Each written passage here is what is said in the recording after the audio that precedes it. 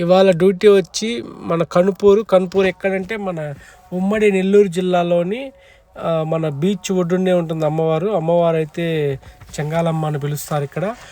అమ్మవారు అయితే చాలా పవర్ఫుల్, అందరికీ మంచిగా జరుగుతుందని నమ్ముతారు. కోరికలు ఏ కోరికైనా మనసులో తలుచుకొని ఈ ఫస్ట్ సారి వచ్చి రెండోసారి వస్తే ఆ కోరిక అనేది తీరుతుందంటారు. టెంపుల్ అయితే టెంపుల్ అంతా సూపర్గా ఉంటుంది, కానీ ఓల్డ్ టెంపుల్.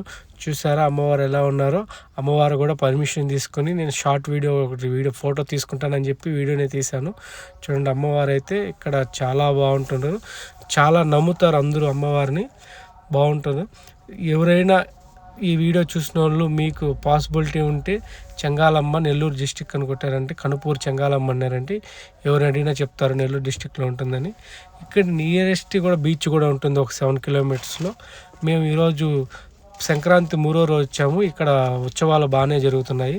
మేము వచ్చినప్పుడు కూడా ఏదో అమ్మవారికి తీసుకెళ్తా ఉన్నారు. ఓవరాల్గా టెంపుల్ అయితే చాలా బాగుంటుంది.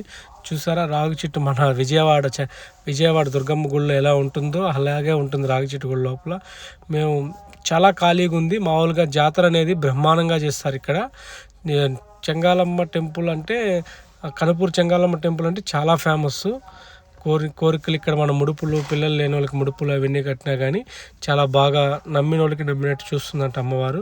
నేను కూడా ఒక కోరుకొని వెళ్తున్నాను, మంచి జరగాలని కోరుకుంటున్నాను. అందరూ జరిగినాయని నమ్ముతారు. చాలా పవర్ఫుల్ అమ్మవారు మాత్రం. ఇక్కడ మాత్రం సూపర్ అమ్మవారు.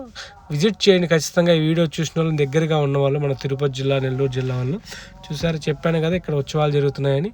చూడండి అమ్మవారిని కూడా అలంకరించున్నారు, ఉత్సవ మూర్తుల్ని.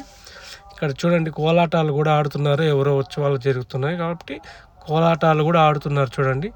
Please like and share and subscribe.